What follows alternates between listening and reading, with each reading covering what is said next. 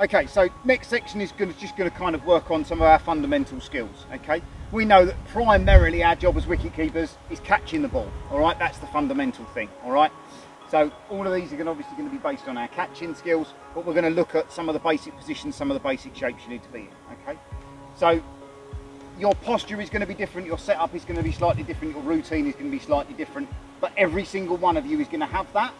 And that's going to, we're going to want to try and achieve consistency with that. So your posture's consistent, your routine's consistent. That allows us to keep concentration. All right. I know some of you guys now playing up to 50 over cricket. Okay, that's 300 balls.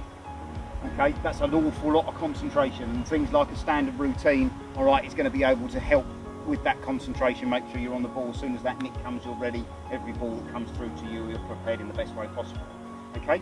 Everyone's setup's going to be different. Obviously, we've got a couple of tall people. We've got Tanashi slightly shorter. Okay, we've got a little bit of variety in shapes, in figures. Okay, so everyone's setup's going to be different, but we are going to be looking for a number of fundamental major points. Okay, so legs are going to be fairly wide apart. What we're looking to generally try and achieve is a position where, when we've got our wicket keeping pads on, they are relatively upright.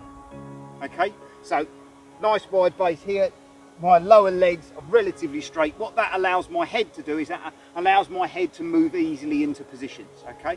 You may see some old school wicket keepers or some people that haven't necessarily learnt some of the more modern positions that start with their feet very close together and their knees flared out. That makes it much harder for me to be able to move my head, get my head in line with the ball, okay? So these days we're looking for a wider stance, lower legs relatively upright, okay? So from that position, we're going to get into like a deadlift position. So we're not squatting down, the weight doesn't go into our heels, we're not thinking about a squat motion. If you do, anyone who does any gym work, you're thinking more of a deadlift motion where the chest is out in front. So from the leg position, from the wide stance position, arms are going to drop onto my knees, so somewhere near my elbows, my forearms are going to drop onto my knees. That's then a relatively stable position, a relatively relaxed position that I can hold for a fairly long time. Okay, from there then the hands come out in front. So the hands are then ready, presenting a big catching surface, and then it's just about moving the head towards the ball from those basic positions. All make sense? So just have a look at your partners while we work around these few drills. We can take our time a little bit more with these. Okay, just check, say to them, oh, your feet are actually close and your legs are getting, your knees are getting a little bit flared out. Look for the hands out in front position. We'll talk about that a little bit more when we do the standing up stuff. Okay, so we'll go through the 4 little drills we've got to do. Practice your position into your nice stance. What I'm going to do, I'm going to throw half volleys aiming at his feet. Okay, so I'm going to throw overarm, one bounce towards your right foot. You're going to take that with your left hand. Okay, so it's going to be left hand to right foot. It's then going to obviously be right hand to left foot. Okay, so it's going to be half volley. It's going to be sort of ankle high, shin on that opposite side. Okay. A little bit bouncy. Okay. Yep, nice take. Tell I'm not okay. Good shape. Lucky. Okay, got it.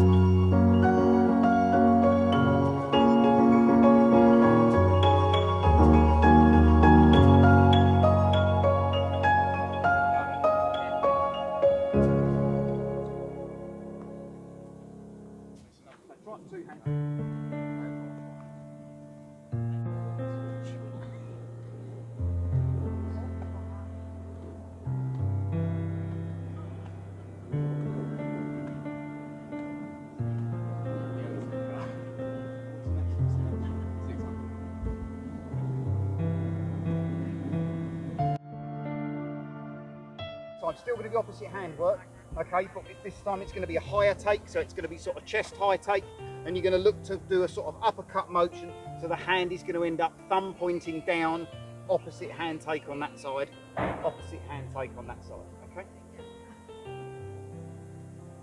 Lucky. Yep, nice take. Lucky. Easy enough. So feed wants to go here or here, okay? And the opposite hand goes, thumb points down, sweeping uppercut motion, okay? Opposite hand, yeah. It's time for a higher take.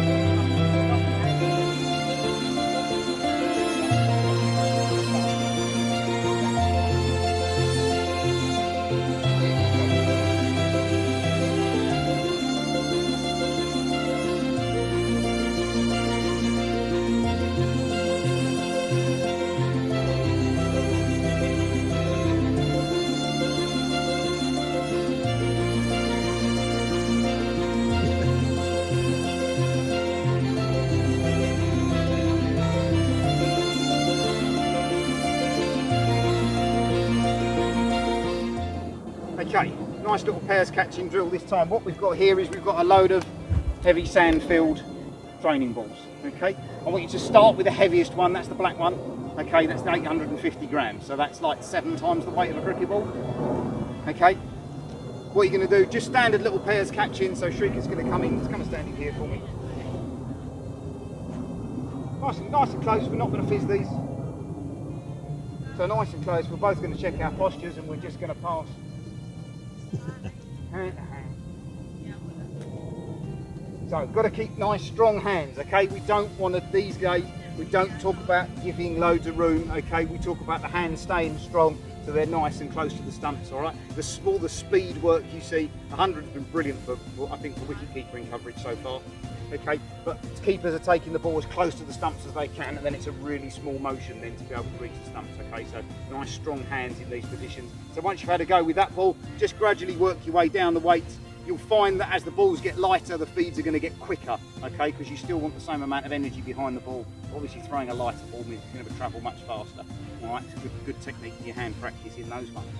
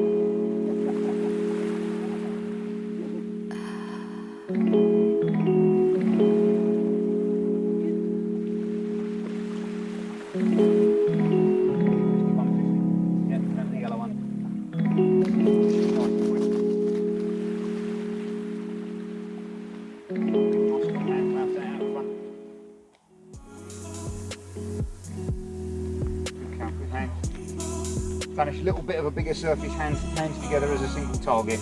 Okay, your hand, at the moment, hands are a little bit separate and they're coming into that position. Start in that position when the ball comes, all they just do then is shut. They're already joined.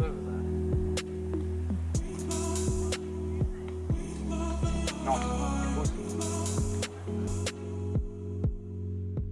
So last one is this one. Just a little movement pattern one. Okay, take this fairly easy, it's not a warm up. Okay, here you come. So turn round. Pass that round your front. Okay, so all I'm going to do, I'm going to grab the handles there. I'm going to give him a little bit of resistance. Okay, and if we can grab a coach in, we can get someone else working with you on this one. All right, but we're just going to get you to come and take a take on the right. A little bit of resistance. Take on the right. Here we go. And the left. Go forwards. So all I'm doing is just giving him a little bit of resistance so he can feel that round that core centre, so that he's making sure he's driving with his legs, keeping the upper body in that strong position up top. All good? Super.